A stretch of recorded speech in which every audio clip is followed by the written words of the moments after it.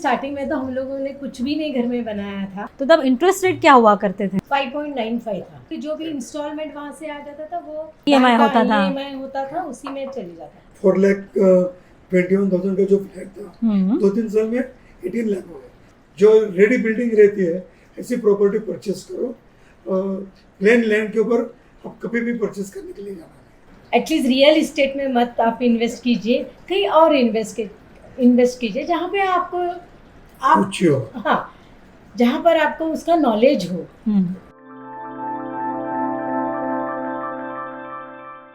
नमस्कार, मैं हूं निशा पंड्या और आज हम लेके आए हमारी खास सीरीज घर बना के देखिए। तो चलिए, इसके तहत आज हम मिलने चले हैं मिस्टर मिसेस लाड़े को, जो रहते हैं कांदिवली में। नमस्ते निशा जी, आइए। अरे वाह स्नेहा जी, घर तो बहुत अच्छा सजाया है आपने। आज हम आपके अनुभव जानने आए यहाँ पे। चलिए निशा जी, हम बैठ के बात करते हैं। चलिए प्लीज। तो आज मैं आपको मिलवाने वाली हूँ सुदेश लाड़े और स्नेहा लाड़े से। दोनों एक्स बैंकर्स हैं और अब रिटायर्ड हैं।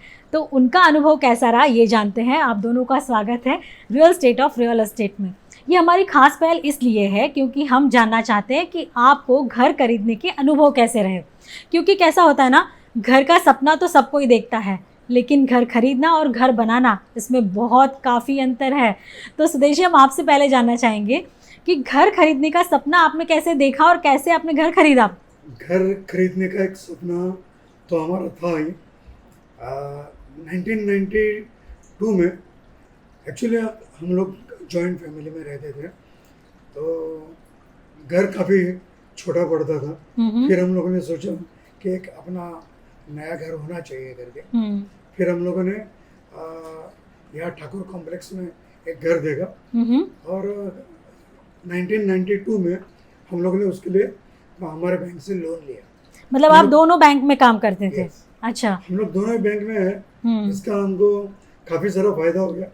तो बैंक में होने के कारण हम लोगों ने तुरंत बैंक से लोन लिया, बहुत आसानी से लोन हो गया। तो ये एक अच्छा अनुभव रहा कि अगर बैंक में काम कर रहे हो तो लोन जल्दी से मिल जाएगी।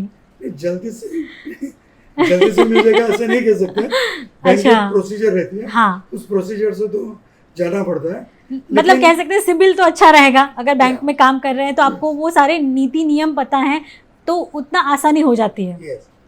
तो स्नेहा जी, पहले आप रहते कहाँ थे, कौन से एरिया में रहते थे? हम लोग साकीनाका में रहते थे, अंधेरी। तो साकीनाका से सुदेश जी डायरेक्टली आप ठाकुर कॉम्प्लेक्स ऐसे क्यों चुना? हम लोग काफ़ी जगह घर ढूंढ रहे थे। हम लोग ने पवई में घर देखा था, हीरानंदानी कॉम्प्लेक्स में। फिर हम लोग ने गोरेगांव में देखा। वैसे फिर घूमते घूमते हम लोग आ गए ठाकुर कॉम्प्लेक्स में। ठाकुर कॉम्प्लेक्स उस समय नया बन रहा था, तो हम लोग ने सोचा कि चलो यहाँ घर ले लेते हैं। वहाँ का सभी वातावरण, सभी टाइप से हम लोगों को अच्छा लगा। फिर हम लोगों ने सोचा कि ये अपने को बेटर ये जगह है, तो यहाँ हम लोग घर खरीदते हैं करके। फिर हम लोग बिल्डर के पास गए। सूर्या बिल्डर का प्रोजेक्ट था। बिल्डर के पास गए, 40,000 कुछ स्टार्टिंग की अमाउंट भरनी थी। अच्छा, वो तब घर कितने का? तब जो आप बात कर रहे हो 92 की थी, तो तब घर कितने का था? घर था 1 BHK का, हमारा कुछ 565 स्क्वायर फीट का घर था और 4,21,000 या 425 ऐसे समथिंग। तो देख लीजिए, वो 92 में 4 लाख का घर था जो 1 BHK था, और आज वो लेने जाएंगे तो 1 CR से ऊपर आपको पड़ेगा। राइट। तो तब आपने कैसे जुगाड़ किया पैसों का? फिर हम लोगों ने शुरू में हमको कुछ 40,000 बैंक में भरना था, बिल्डर के पास भरना था। हाँ, जिसको डाउन पेमेंट कहते हैं। डाउन पेमेंट करना था, राइट। तो 40,000 हम लोग ने, हमारी खाली सेविंग उस समय सिर्फ 23,000 थी और आपको भरने 40,000 थे। तो हम लोगों को 17,000 कम पड़ रहे थे। अभी ऐसे टाइम में हम लोग घर के लोगों का सहारा ज़रूर ढूंढते हैं। तो हमारी सिस्टर ने हमको उसमें मदद की, तो उन्होंने 17,000 दिया, हमारे 23,000 ऐसे करके 40,000 हम लोग ने फर्स्ट डाउन पेमेंट बिल्डर को कर दिया। उसके बाद बैंक लोन लेने से पहले कुछ अमाउंट भरनी पड़ती है, क्योंकि बैंक जब कुछ अमाउंट एक परसेंटेज भरने के बाद बैंक लोन देती है। हाँ, मतलब अभी 80-20 का जो रेशियो है वो पहले ज़्यादा हुआ करता था। ज़्यादा हुआ करता था। तो फिर मेरे बड़े भाई साहब ने इसमें हम लोगों को बहुत काफ़ी सारी हेल्प की। तो वो ये 40,000 प्लस भाई साहब ने जो एग्रीमेंट के लिए कुछ 100 लाख वगैरह भरना था, तो भाई साहब ने मदद की। ऐसा करके टोटल पैसा देने के बाद फिर जो रिमेनिंग जो अमाउंट है जो बैंक देती है, उसके लिए हम लोग ने बैंक से अप्लाई किया। फिर उसमें भी हम लोगों को उसमें भी हमारा बैठ नहीं रहता। अच्छा, थोड़ा सा एडजस्टमेंट में कुछ तनाव आ रहा था। फिर हम लोगों ने HDFC से उस समय 60,000 का लोन लिया। तो क्या उसको पर्सनल लोन कह सकते हैं? पर्सनल लोन, हाँ। तो कुछ पारे पासो एग्रीमेंट बोलते थे। 16.5% टक्का 16.5% तब 16% का इंटरेस्ट था उस पे। तो ऐसे करके ये सब जुगाड़ हम लोगों को करना पड़ा। शुरू में हम लोगों को काफ़ी कठिनाई आनी पड़ी घर लेने के बाद। जब हम लोग रहने के गए, वहाँ रहने के लिए गए, फिर थोड़े से लोन के इंस्टॉलमेंट्स वगैरह भरना, घर चलाना थोड़ा सा आसान काम था, लेकिन हम लोगों ने उसमें एडजस्ट किया। तो घर चलाने की बात तो स्नेहा जी से पूछनी पड़ेगी, क्योंकि आपकी ऑफिस कहाँ थी तब, आप दोनों की? हम दोनों पहले अंधेरी में थे, अंधेरी ब्रांच। मतलब जब घर लिया तब आपकी ऑफिस दोनों की अंधेरी में थी, और आपने घर लिया था ठाकुर कॉम्प्लेक्स। मैं बता दूं दर्शकों को, क्योंकि ये बहुत थोड़ा ज़्यादा डिस्टेंस हो जाता है, ऑलमोस्ट आधे घंटा तो मिनिमम लगता है। तब तो ट्रैफिक इतना नहीं हुआ करता होगा, तो आप कैसे कम्यूट करते थे, क्योंकि ट्रैवलिंग भी लग जाता है? नहीं, एक्चुअली तभी इनकी बाइक थी। अच्छा, हम लोग बाइक से जाते थे। मेरी बेटी भी वहाँ पर स्कूल में थी, बॉम्बे कैम्ब्रिज में। तो फिर सुबह हम तीनों साथ में ही निकलते थे। अच्छा, तो उसको बेबी सिटिंग में रख देती थी, फिर मैं मेरे ब्रांच में चली जाती थी, मुझे वहाँ पर छोड़ देते थे, फिर वो अपने ब्रांच में चले जाते थे। ऐसे। तो आपने सपना तो एक देखा, उसको पूरा करने के लिए सब जगह से पैसों के जुगाड़ कर लिए, लेकिन स्ट्रेस कितना था, क्योंकि हम जानते हैं तब 92 की हम बात कर रहे हैं, तब इतने पैसे आसानी से हमें नहीं मिलते थे। बैंक में भी आप दोनों काम करते थे, तो एक लिमिटेड सैलरी होती है, उसमें घर चलाना पड़ता है। आपने कैसे किया, क्योंकि नया घर होता है तो सबको इच्छा होती है मैं ऐसे सजाऊं वैसे सजाऊं, लेकिन घर बनाना इतना आसान नहीं है। एक्चुअली स्टार्टिंग में तो हम लोगों ने कुछ भी नहीं घर में बनाया था। हॉल में तो ऐसे गद्दे ये बिछा दिए थे आपने ऐसे, और उसमें अच्छा डेकोरेट करके चादर वगैरह डाल के बाजू बाजू में सब प्लांट्स वगैरह ऐसे रखे, एकदम नीट एंड क्लीन सिंपल घर था। कोई फर्नीचर आपने खरीदे नहीं किया? नहीं था, वही गद्दे फिर हम लोग रात को एक दूसरे सोने के लिए यूज कर लेते थे। अच्छा, वैसा था। मतलब स्टार्टिंग में बहुत हेक्टिक था हमारा, पर धीरे धीरे जैसे फिर साल गुजरते गए, सैलरी बढ़ती गई, तो फिर इतना कुछ प्रॉब्लम्स नहीं आया। नहीं, लेकिन सैलरी भी बढ़ती गई। हाँ। और साइड बाय साइड मैं ड्रामा डायरेक्शंस वगैरह करता था। अच्छा, मतलब आप बैंक भी कर जाते थे और शाम के वक्त ड्रामा के लिए भी, मतलब आप ड्रामा में काम करते थे या क्या करते थे? मैं काम भी करता था ड्रामा में, और हम लोग ड्रामा प्रोड्यूस भी करते थे। तो जिसे हम साइड हसल कहते हैं। तो आज हो या कल की बात हो, साइड हसल करना ज़रूरी है। अच्छा, तो आपने साइड हसल किया, उससे कितने पैसे मिल जाते थे आपको? साइड हसल करने से हम लोगों ने हमारा काफ़ी लोन पेडअप करने में काफ़ी मदद हो गई उससे। हम लोग, मैं एक्टिंग वर्कशॉप, डांस वर्कशॉप और मॉडलिंग के वर्कशॉप्स कंडक्ट करता था। इसके अलावा हम लोग ड्रामा प्रोड्यूस करते थे। फिर अग्रवा विकास ट्रस्ट करके एक संस्था थी, तो सुभाष चंद्र गोयल जी की, तो उनके प्रोग्राम्स में डायरेक्ट करता था। कुछ शादी के वगैरह जो मारवाड़ी लोगों के बड़े शादी के प्रोग्राम्स होते हैं, तो वैसे प्रोग्राम्स में डायरेक्ट करता था। तो उससे कुछ पैसे आते थे, तो उससे हमारा जो थोड़ा सा भार ये जो लोन का था वो हल्का होने लगा। तो मैं पहले पूछना चाहूँगी कि आपने एक तो सब लोन तो ले ली, लेकिन आपने सबसे बड़ी लोन थी 16.5% की जो लोन ली थी, पर्सनल लोन, उसको कितने जल्दी आपने चुकाया? पहले सबसे टेंशन पहले वही था। तो जैसे हमारे पास पैसे आते गए, हम लोगों ने पहला वो लोन पेडअप करने का डिसीजन लिया था। और फिर बैंक में भी हमारा जो स्टाफ के लिए जो लोन देते हैं हाउसिंग लोन, उसका भी परसेंटेज बैंक ने बढ़ा। पहले अच्छा। कुछ महीने लिए हम लोगों ने लिया था 1,50,000, फिर बैंक ने कुछ 2.25 लाख किया। अच्छा। तो वैसे वो पैसे आ गए, तो ये हम लोग ने वो परेपसु एग्रीमेंट वो HDFC के साथ क्लोज कर लिया। तो जैसे मैंने देखा कि एक साइड हसल करना ज़रूरी है और आप दोनों काम कर रहे थे, घर बनाने के लिए आप दोनों काम कर रहे थे, तब जाके आपका घर बना। लेकिन आपको भी पैसे को बहुत सारे जुगाड़ करने पड़े, ऐसे ही आपने घर नहीं लिया। लेकिन जब कहते हैं ना घर लेते हैं, भले ही दोनों काम करते हो, लेकिन पति अगर कम टाइम दे तो भी खटता है। तो आपने अलाउ किया उनको काम करने के लिए? तो किया। तब ऐसे फाइटिंग नहीं होती थी? इवन मैं भी उनको हेल्प करती थी जब भी अच्छा। वर्कशॉप्स चलते थे, तभी मैं भी उनके साथ जाती थी, तो मैं भी हेल्प करती थी उनको। तो आज तो जो सारे हम मिलकर ही हाँ, दोनों जन करते थे। वैसे अच्छा था तो उनका ज्यादा contribution, but I used to help him. तो तब आपने दोनों ने लोन ली थी या सिर्फ आपने लोन ली थी? नहीं, उन्होंने ही ली थी। सुदेश जी ने ली थी। अच्छा, तो वो तो आपने घर ले लिया, फिर उसके बाद रियल एस्टेट की आपकी जर्नी कैसी रही? उसके बाद ये लोन पेडअप करने के बाद HDFC का एक लोग नंबर वो कंदील के घर का चल रहा था, साइड बाय साइड। फिर हम लोगों ने 95 में हम लोगों ने पुणे में एक जगह खरीदी, लैंड मतलब ज़मीन, मतलब आपने एग्रीकल्चर लैंड खरीदी? एग्रीकल्चर लैंड खरीदी। अच्छा। शुरू में कुछ 3,000 रुपये पर मंथ हमको भरना था, कुछ 3 साल के इंस्टॉलमेंट्स थे, तो एक रिकरिंग अकाउंट जैसा था। यहाँ हमारे एक साइड से सैलरी बढ़ रही थी और ड्रामा से थोड़ा बहुत कुछ पैसा आ रहा था, ऐसे करके हमारी भी बचत होने लगी थी। तो हम लोगों ने सोचा चलो ये लैंड ले लेते हैं करके। तो एक दोस्त ने बोला ऐसे सब पुणे में एक अच्छा प्रोजेक्ट था, तो हम लोग ने डिसीजन ले लिया चलो ये भी ले लेते हैं करके। फिर हम लोग ने वहाँ, लेकिन आपको तब रिस्की नहीं लगा कि हाँ एक लैंड जहाँ पे पूना में है, जहाँ आपको पता नहीं है किसकी लैंड है, मतलब दूर है ना, आप रोज वॉच उस पर नहीं कर सकते, तो तब थोड़ा रिस्की नहीं लगा आपको?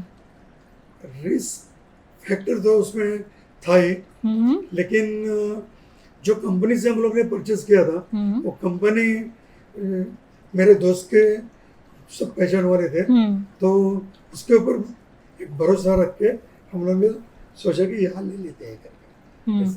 और ये 3,000 वैसे अभी की नॉमिनल अमाउंट है, वो टाइम में ज़्यादा थी। सही बात है। फिर भी हम लोग ने लिया। फिर वहाँ हम लोग ने कुछ प्लांटेशन वगैरह किया, मैंगो प्लांटेशन, 30 मैंगो के प्लांट्स वहाँ लगाए थे, और एक माली भी वहाँ रखा था कुछ काम भी करने के लिए, और पहाड़ था तो उसका स्टेप कट वगैरह हम लोग ने करके लिया वहाँ। अच्छा, अच्छे चल रहा था। तो आपने एक घर खरीदा 92 के आसपास, और फिर 95 में आपने ज़मीन खरीदी। आप खुश थे तब? खुश तो थी, पर फिर भी टेंशन भी था। कैसे मैनेज करते थे फंड? कर लेते थे उस वक्त। अगर वैसा अभी आपको बताया जाए तो आप कर पाओगे? अभी तो मैं रिस्पॉन्सा भी नहीं लेती हूँ एक्चुअली। अब थोड़ा रिस्क बढ़ गया ऐसा लग रहा है। ओके। अच्छा, मुझे बताइए, आपने जो भी इन्वेस्टमेंट किया सारा ज़मीन में ही किया, मतलब इन रियल एस्टेट में ही किया?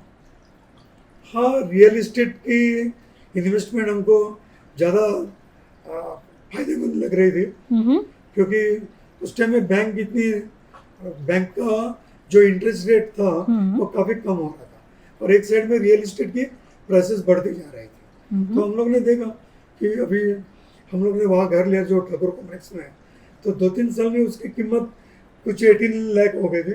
4,21,000 का जो फ्लैट था 2-3 साल में 18 लाख हो गए।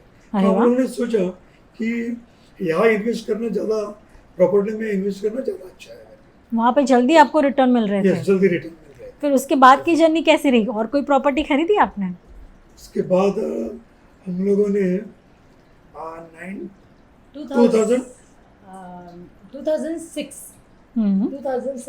2006 में हमारे सामने वाला एक फ्लैट हम लोगों ने खरीदा। अच्छा। तो उन लोग सेल कर रहे थे, हम लोगों को मालूम पड़ा, ऑलरेडी उन्होंने सेल कर दिया था, और उन लोग निकल रहे थे अपने पुणे के लिए। अच्छा। और मुझे बाहर मैं घर के बाहर था, आने के बाद रास्ते में मेरे को मालूम पड़ा एक स्टेट एजेंट रास्ते में मिल गया। तो उसने बोला कि ये घर उन लोगों ने बेच दिया आपका सामने वाला। तो मैं जरा सा मुझे आ गया टेंशन। फिर मैंने वो जो पार्टी जो सामने रहती थी उनके साथ उनके ऊपर बात किया। तो उन लोग वापस हमारे लिए खास वहाँ से रिटर्न आ गए पनवेल से। अच्छा। पनवेल से रिटर्न यू टर्न ले लिया और रात को कुछ 12-12:30 को वो घर पे पहुंचे। मीनवाइल मेरे एक दोस्त ने बोला कि इनको तुरंत आप 50,000 का एक एडवांस दे दो, और उनको थोड़ा सा पैसा हम लोगों ने 50,000 ऐसे भी ज़्यादा पेमेंट कर दिया, ठीक है। और 50,000 उनको ज़्यादा मिला, प्लस उनका पैसा सेव हो गया, पैसा स्टेट एजेंट्स जो दी गए। अच्छा, जो एस्टेट एजेंट को हम पैसे देते हैं वो जो हाँ, 2% बच गए। देते हैं, वो बच गए उनका उनकी बच वजह गया। से। तो ऐसे करके हमारा वो उस दिन रात को डील हो गया। और मेरे एक दोस्त थे वहाँ एक सोसाइटी में रहने वाले, उन्होंने इमीडिएटली मेरे को 50,000 रुपया लाके दे दिए और हम लोगों ने उनको एडवांस दे दिया। तो कह सकते हैं फ्रेंड्स एंड रिलेटिव्स, फ्रेंड्स और रिलेटिव्स आपको घर खरीदने में या आप तक प्रॉपर्टी इन्वेस्ट करने में काफ़ी मदद रूप हुए हैं। और फिर हम लोगों ने वो रेंट पे दे दिया था घर। अच्छा। हाँ। तो तो फिर फिर जो भी इंस्टॉलमेंट जाता था, LIC से लोन लिया था, तो वही इंस्टॉलमेंट हमारा वो रेंट में ही हो जाता। तो तब आपके ऊपर ठाकुर कॉम्प्लेक्स के घर का रेंट EMI भी था और सामने वाले हाँ, घर का EMI भी था, हाँ। दोनों वो आप घर मैनेज हम कर लोग रहे थे। 23.5 लाख में वो घर पर परचेज किया था हम लोगों ने। एक घर आपने लिया 4 लाख में, सामने वाला घर लिया 23 लाख में। हाँ। ओके। तो ये ऐसी जर्नी चलती रही। फिर घर लेने के बाद EMI कट होने लगे, फिर से हम लोगों को थोड़ा सा तनाव बढ़ने लगा घर चलाने में, क्योंकि बेटी एक साइड से पढ़ रही थी, उसका पढ़ाई का खर्चा प्लस हमारा टोटल घर का खर्चा वगैरह, ऐसा तो थोड़ी सी कठिनाई होती थी। फिर भी हम लोग ने उस टाइम में एडजस्ट कर लिया। साइड बाय साइड हमारे शोज़ वगैरह होते थे, और शो वहाँ से भी हमको थोड़ा बहुत इनकम होता था, तो ज़्यादा नहीं, लेकिन वहाँ से हमको काफ़ी अच्छी साइड इनकम से वो हेल्प होती थी। आपने आपका पुराना घर बेचा, आपने पुराना घर बेचा, आपने पैसों का जुगाड़ किया, तो सुदेशी कितनी तकलीफें आई आपको इसमें, किस तरह से आपने मैनेज किया ये सब? जो पहले हम लोगों ने घर परचेज किया था ठाकुर कॉम्प्लेक्स का, उसको हम लोगों ने 40 लाख में बेचा। दूसरा घर हम लोगों ने कितने 37 लाख में बेचा। और हमारी जो पुणे की जगह थी उसमें हम लोगों को ज़्यादा फायदा नहीं हो गया एक्चुअली वो लैंड का, तो नो प्रॉफिट नो लॉस, इस खर्चा तो उसके ऊपर भी हम लोग ने किया था। मतलब आपने जो एग्रीकल्चर लैंड ली थी हाँ, वो भी आपको बेचनी पड़ी? वो भी हमको बेचनी पड़ी। वो तीनों बेचने के बाद प्लस इन्होंने बैंक से लोन लिया, और इन्होंने घेतला तुझ्या मित्राने तो मैडम ने लोन ले लिया। और मेरे एक दोस्त थे, फिर भी पैसे कम बढ़ रहे थे, तो मेरा एक क्लासमेट है विलास पाटिल करके, उन्होंने मेरे को 15 लाख की उस टाइम में हेल्प की थी। तो कभी कभी ऐसा होता है कि घर के लोग मेरे को मदद नहीं करते हैं जब घर लेना हो, ऐसा होता है काफ़ी घरों में, मैं ऐसे सुनता हूँ। लेकिन उस समय मुझे मेरे दोस्त ने हेल्प की, वो बहुत बड़पन की बात थी। हम लोग 15 लाख के लिए विश्वास करना भी बहुत बड़ी बात होती है। कभी उसने मेरे को पैसे के लिए कभी पूछा नहीं कि आप ये कब दोगे क्या नहीं करके, और कुछ सालों के बाद हम लोग ने उसका पेमेंट कर दिया। ये घर की कीमत थी कुछ 1 करोड़ 10 लाख ऐसे करके टोटल जा रहा था। तो फिर प्लस कुछ गहने वगैरह ऐसे उसको बेचना पड़ा हमको। ऐसे काफ़ी सारी मुसीबतें उठाई हम लोगों ने, और एक जिद थी कि यहाँ अपना घर होना चाहिए करके, तो ये सब हम लोग ने बेच के यहाँ का घर का हमारा सपना साकार हो गया। तो आप फाइनली एक ऐसे घर में आए जहाँ पे सारी एमिनिटीज़ मिल रही थी, सब आपने प्रॉपर्टी बेची, आपने गहने बेचे, आपने पैसों का जुगाड़ किया, फ्रेंड्स ने आपको मदद की, तब जाके आपका एक फाइनली एक अच्छा घर बना, जो आज के परिवेश में हम देखें मुंबई के लिए एक बेस्ट एमिनिटी वाला घर हो सकता है। आपने अभी तक सारा इन्वेस्टमेंट प्रॉपर्टी में किया, तो आप दोनों ने अभी तक काम किया, आपने दो प्रॉपर्टी ऑलरेडी बनाई, एक लैंड थी जो आपने बेची, फिर जाके एक घर लिया। तब आप सुदेश जी रिटायरमेंट से कितने नज़दीक थे? कब आपकी रिटायरमेंट होने वाली थी तब? रिटायरमेंट होने वाली थी मेरी 2021 में, और ये हम लोग ने घर लिया 2018 में लिया। तो काफ़ी समय था, उसके पहले ही आपने ले काफी लिया। समय। तो फिर आगे जाके थोड़ा आपको सेटल हो गया होगा EMI वगैरह? ये मैं शुरू में थोड़ा सा प्रॉब्लम हो गया हम लोगों को, उस टाइम में भी हो गया, ठीक है। हर एक प्रॉपर्टी परचेस करने के बाद हमको EMI का थोड़ा सा ये झेलना मतलब पड़ा। शुरुआत में जब हम लेकिन घर खरीदते हैं तो थोड़ा समय होता ही हमें है, होता सभी ही को सर्च होना problems पड़ता होता है। हाँ, फिर बैंक की क्या बोलते हैं सैलरी वगैरह हमारी हाँ। बढ़ती जाती है। तो तब वो इंटरेस्ट रेट क्या हुआ करते थे? जब आप अब 2009 की बात कर रहे हैं, हाँ। तो तब इंटरेस्ट रेट क्या हुआ करते थे? यहाँ इंटरेस्ट रेट कुछ वो टाइम में कुछ कम हो गया था, 5.95 था। 2009 के और वो आसपास। भी हमारे लिए मतलब बैंक से लेते हैं ना, मैं हाँ। स्टाफ हूँ तो सिंपल इंटरेस्ट। अच्छा, तो आपको बता दे कि अगर आप एम्प्लॉय हैं, बैंक एम्प्लॉय है, तो आपको दूसरे लोगों के मुकाबले थोड़ा इंटरेस्ट रेट कम मिलता है। तो ये एक आपके लिए बेनिफिट रहा, सबसे बड़ा बेनिफिट रहा। सबसे बड़ा benefit। तो जब आप यहाँ रहने आए, आप थोड़ा सेटल हुए, तो अब तक मैंने जो देखा आपकी जर्नी जो रही सिर्फ और सिर्फ रियल एस्टेट की रही। आपका लगाव काफ़ी देख रही हूँ मैं रियल एस्टेट के लिए बना रहा। तो आपने फिर कुछ रिटायरमेंट प्लानिंग की थी? मतलब कोई अलग से निवेश किया कि फिर वापस आपने प्रॉपर्टी ही चुनी? उस टाइम मेरे हम लोग ने कुछ प्लानिंग नहीं किया था हाँ। रिटायरमेंट का।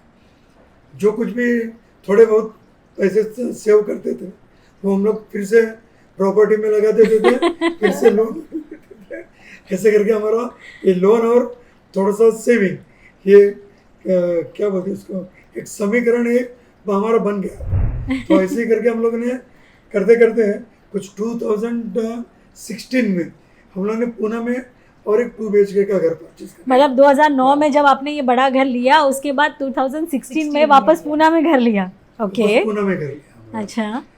वो मैंने मेरे बैंक से लोन लिया 2016 में। नहीं, तभी फिर इतना प्रॉब्लम्स नहीं थे। वो घर हम लोग ने रेंट आउट कर दिया था, तो फिर जो भी इंस्टॉलमेंट वहाँ से आ जाता था वो इन्हीं का जो EMI होता था। EMI होता था, उसी में चले जाता था। तो ये एक इतना स्मार्ट मूव था कि हाँ। जैसे हम घर खरीदते हैं, अगर आप कोई निवेश के तौर पे खरीद रहे हैं, तो उसका EMI इतना हो कि उसका रेंट उसमें से उसी में से निकल जाए EMI, राइट। तो मतलब आपको ऊपर से पैसे ना देने पड़े। तो ये पहले हो सकता था, लेकिन आपने पूना क्यों चुना?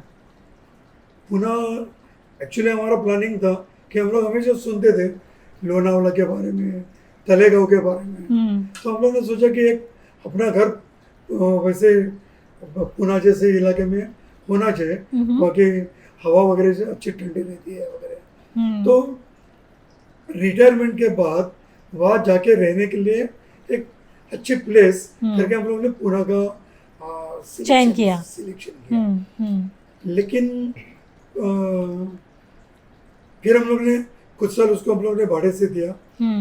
और हुआ क्या कि रिटायर, मतलब ये तो रिटायर हो गए 2021 में, फिर मुझे तो और 3 साल था रिटायर होने में। 24 में मैं रिटायर होने वाली थी। अभी मैं यूनियन में थी, MS पटेल की डायरेक्टर थी, ऐसा था। तो मेरा नासिक में आना जाना बहुत होता था एक्चुअली वहाँ पर। तो एक बार फिर मैंने भी इनको बोला चलो हम लोग जाते हैं, मुझे थोड़ा सा वहाँ पे हॉलीडे होम लिया है, तो मुझे लॉयर के पास जाना है, वहाँ पे जो एग्रीमेंट है उनका साइन करना है। तो इन्होंने एक्चुअली पहले इगतपुरी में ऑलरेडी देखा हुआ था, कुछ बंगलोज विलास थे, तो उन्होंने YouTube पे देखा हुआ था। तो मुझे बताया नहीं तभी उन्होंने ऐसे कुछ। तो बोले चलो मैं भी चलता, हम दोनों जाते हैं। हम लोग दोनों चले गए वहाँ पर। तो फिर जाते जाते बोलता है कि हम लोग यहाँ पर, मुझे यहाँ पर जाके एक ये है, मतलब उनका प्लान पहले से था, लेकिन हाँ। आपके काम की वजह से उन्होंने ये प्लान हाँ। एक्सटेंड कर दिया। और एक बार मुझे बोला था, पर I used to neglect that, पर मुझे और उसमें नहीं जाना था। तो फिर वहाँ पे चले गए हम लोग। जो पाम हिल्स का सर्वप्रथम का जो प्रोजेक्ट था, तो वहाँ पे चले गए। मेरा काम वगैरह होने के बाद वहाँ पर फिर वहाँ पे चले गए। तो वो सब विलास देखे हम लोगों ने, वो जो हम लोगों ने अभी जो बुकिंग अच्छा, आपने वापस और दूसरा वाला रिटायर होम में ले लिया है, ले लिया है।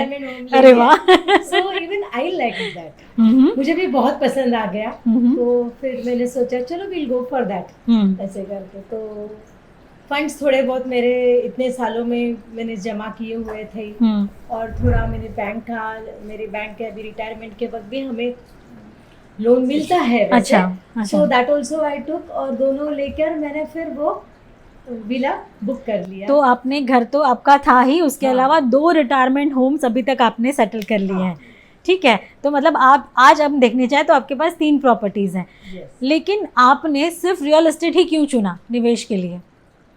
क्या, क्योंकि तब तो शेयर मार्केट भी है और दूसरे आप तो बैंक में हैं, तो आप एफडीज भी कर सकते हो, गोल्ड ले सकते हो। लेकिन जो मैं देख रही हूँ अब तक आपसे बातचीत में पता चला, आपका लाइकिंग रियल एस्टेट में सबसे ज़्यादा था, क्यों? देखिए, शेयर मार्केट में मैं इतना इंटरेस्टेड नहीं था।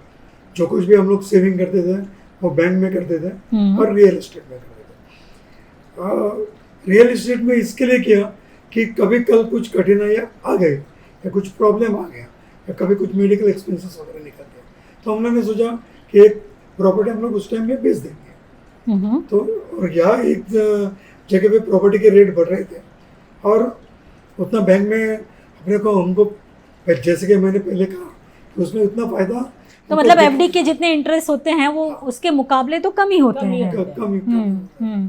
तो शैला जी मुझे बताइए, तो इनका लाइकिंग तो रियल एस्टेट था और आपने भी इनका साथ दिया, लेकिन कई बार होता है ना कि आपने जितने भी अब तक प्रॉपर्टी ली वो बहुत सारे पैसे कहीं ना कहीं से जुटा के फिर घर लिया या प्रॉपर्टी में निवेश किया। क्या इतने सालों, क्योंकि अब आप रिटायर हो चुके हो इसलिए मैं पूछना चाहूँगी, इतने सालों में कभी आपको ऐसा लगा कि आपने कोई गलती कर दी प्रॉपर्टी में, कहीं प्रॉपर्टी में निवेश करके? हाँ, गलती की थी पूना के प्रॉपर्टी में। कौन सी वाली? वो जगह लिया, जो लैंड लिया था, एग्रीकल्चर लैंड। हाँ, उसमें एक गलती, बहुत बड़ी गलती हुई थी। एक्चुअली जब भी बेचने गए, मतलब नियरली मोर देन 10 years, उसका कुछ भी हमें प्रॉफिट नहीं, कुछ भी रिटर्न नहीं मिले। जो जिस अमाउंट में खरीदे थे उसी अमाउंट से बेच दिया था। और उसके बीच में तो आपने वहाँ फार्मिंग भी की थी। हाँ, तो वो लिटरली लॉस में गए हम लोग। ठीक है, कोई बात नहीं। तो इवन जो नेक्स्ट जो पूना में लिया था, फ्लैट लिया है जो 2016 में लिया था, इवन 2016 में डीमोनेटाइजेशन के वजह से जो रेट्स थे हमारे रियल एस्टेट के, वो इतने बड़े नहीं। अच्छा, तो आपने मोनेटाइजेशन से के पहले लिया था? हाँ, पहले लिया था, लिटरली 1 to 2 months पहले लिया हुआ था ऐसे। और डीमोनेटाइजेशन के बाद वो उस प्रॉपर्टी का हम लोग को अभी है वो प्रॉपर्टी, पर इतना रिटर्न नहीं है उसमें, नहीं आ रहा है। ओके, पर ठीक है उसे। तो ये आपको लग रहा है कि पूना की में जो 2 इन्वेस्टमेंट हुए, एक तो आपको लॉस हुआ, वो आप मानते हैं कि यहाँ पे आपकी गलती हुई, और दूसरा है कि एक स्टैग्नेंट हो गया है, वहाँ पे आपको उतना इंक्रीज नहीं दिख रहा है। तो आप ऐसा कहना चाहेंगे कि जो पहले रियल एस्टेट में निवेश होता था वो आज अगर कोई रियल एस्टेट में निवेश करना चाहे तो वो नहीं हो सकता? मतलब बिल्कुल सही कहा, क्योंकि अभी रियल एस्टेट में उतना ग्रोथ नहीं मिल रहा, जितना पहले जो फायदा होता था उतना अभी आज की तारीख में नहीं हो रहा। मतलब मैं कहना चाहूँ, अगर स्नेहा जी, अगर आप आज अपनी बेटी को कुछ कहना चाहें कि तुम हमारी तरह करो, तो क्या वो पॉसिबल है? नहीं।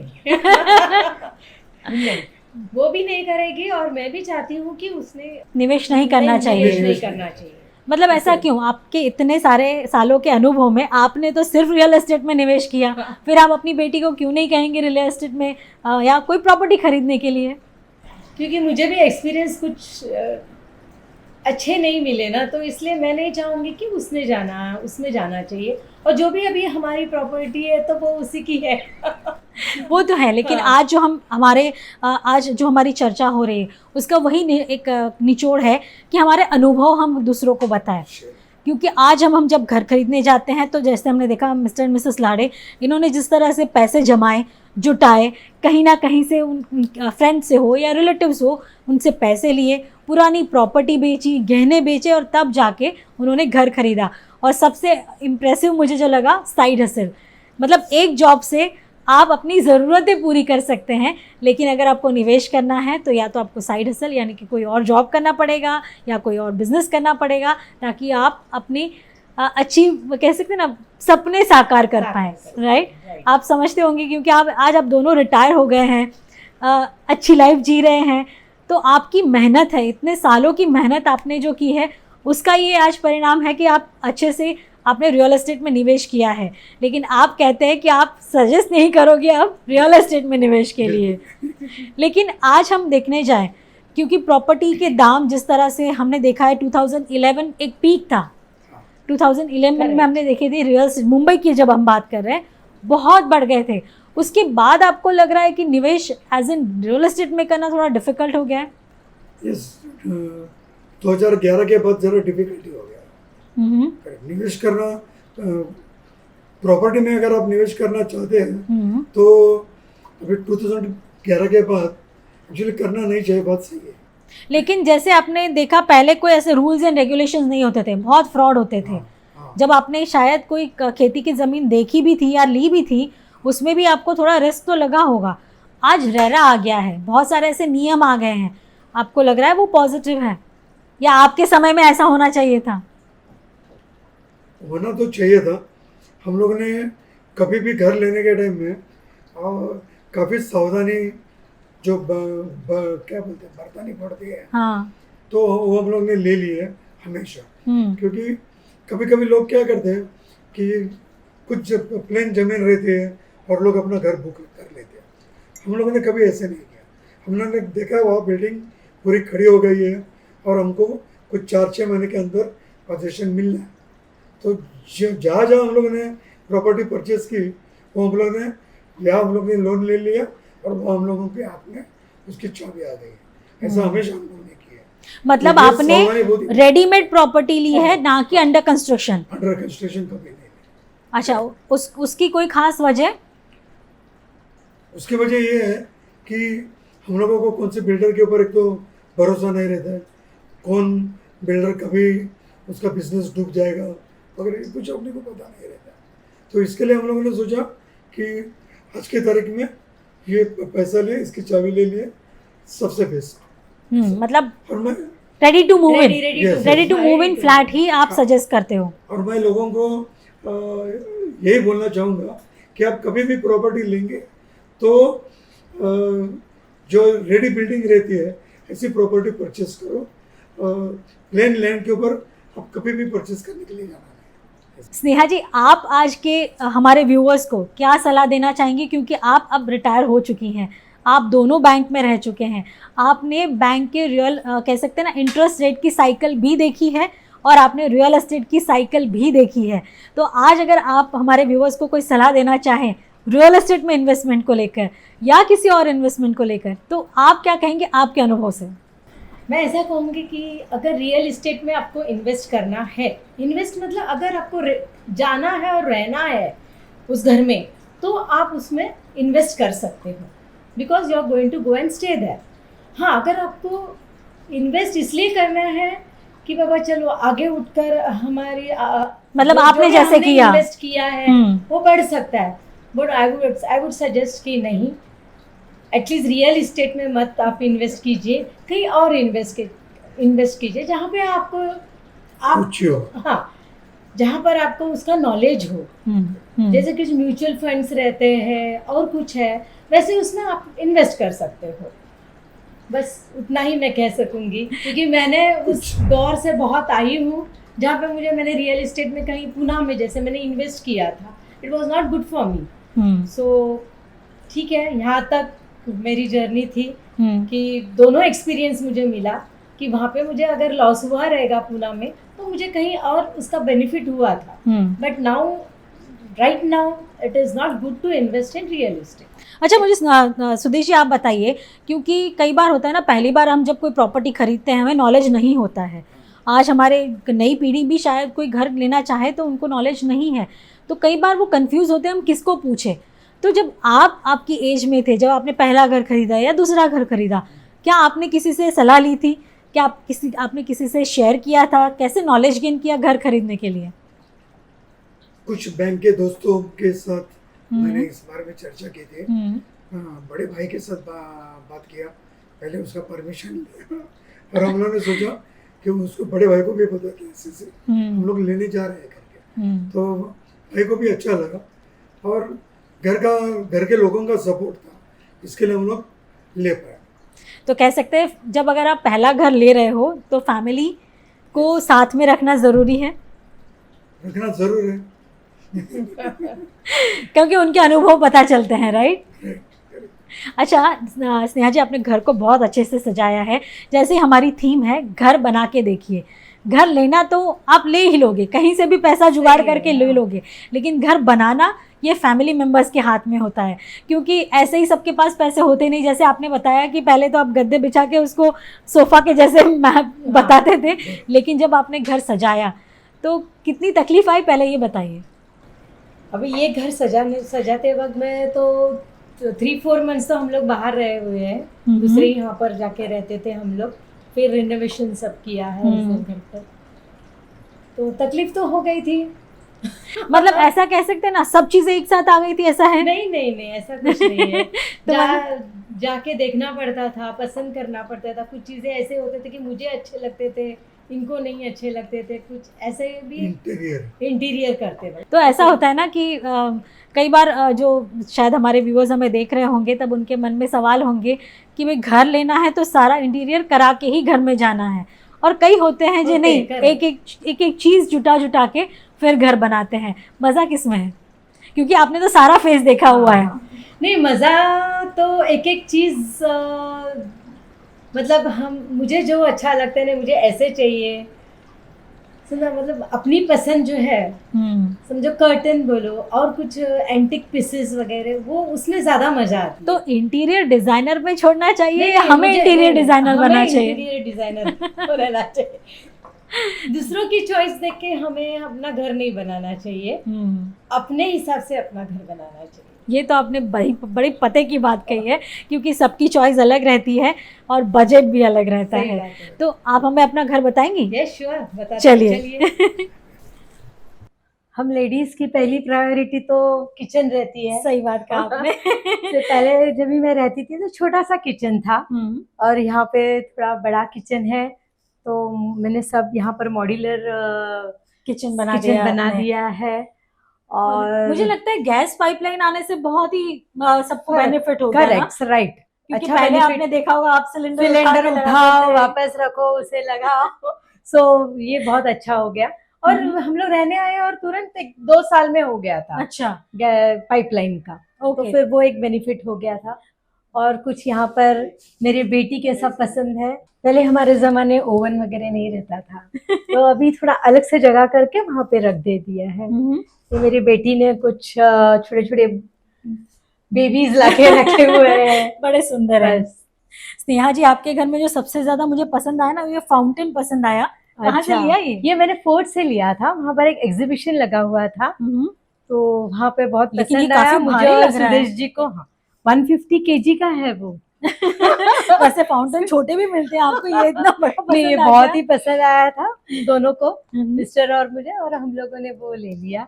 और वहाँ पे छोटा सा एक साइड में हमने क्रॉकरीज का किया हुआ है। भाई सामान तो हमें रखने के लिए जगह बहुत चाहिए। मिनिमम चीज रखे हुए हैं। सही बात है, सब घर पे। आइए मैं अभी आपको मेरा गार्डन छोटा सा और बाहर का व्यू बताती हूँ। फ्लैट में भी गार्डन तो छूट नहीं सकता भाई, गार्डन तो चाहिए। अरे वाह, छोटी सी बालकनी और उसमें हरा भरा गार्डन। यहाँ मेरा छोटा सा तो बहुत सुपर है। ये शाम का टाइम है। यस, सनसेट का टाइम है। तो कभी कभी यहाँ बैठ के चाय पीने में भी मजा आता होगा। बैठते हैं ना हम दोनों जान, बैठ के मस्त चाय पीते हैं। और ये मैंने सभी प्लांट्स लगाए हुए हैं। ये भी बहुत बड़ा सुंदर लग रहा है। गार्डनिंग का काफी शौक लग रहा है आपको। यस, बहुत शौक है। अच्छा, मुझे बताइए, जब ऐसा कुछ सजाना हो तो क्या क्या मन करता है आपको और कुछ ऐड करने के लिए? बस मुझे फ्लावर्स का बहुत शौक है। कहीं जाती हूँ तो प्लांट्स वगैरह देखती हूँ, अच्छे प्लांट्स वगैरह तो ले लेती हूँ, और सुबह का टाइम पास। सही बात है। अब रिटायरमेंट में ये बात सबसे ज्यादा पसंद आती है। प्लांट्स एक ऐसी चीज है ना, you spend lot of time in that. सही बात है। उनकी देखभाल करते जैसे बच्चों के करते हैं ना, उस तरह से उनकी करना है। आपने घर सही में बहुत सजाया है। बहुत अच्छा लग रहा है। Thank you. अब हम रिटायर हो गए हैं दोनों जान। हमारा ये 2.5 BHK का घर है। अच्छा। बेटी की भी शादी हो गई है। तो अच्छा है, अब उसको घर खरीदने की जरूरत नहीं है, बीच बीच में आती है मेरी बेटी अच्छा, और बस चलता है, तो दोनों अच्छा है एंजॉय आपकी करते और हैं। ये रिटायरमेंट लाइफ और अच्छे से गुजरे, ऐसी हमारी अपेक्षा रहेगी। बहुत बहुत शुक्रिया आप दोनों का, आपने समय निकाला, अपना घर दिखाया और सबसे ज्यादा आपके अनुभव शेयर किए, क्योंकि आज जो घर खरीदने जाएगा उसके लिए ये अनुभव सुनने और समझने दोनों जरूरी सही है। बात है। इसलिए आप दोनों का बहुत बहुत शुक्रिया। Thank you so much. Thank you thank you, Nisha ji. Thank you Nisha ji.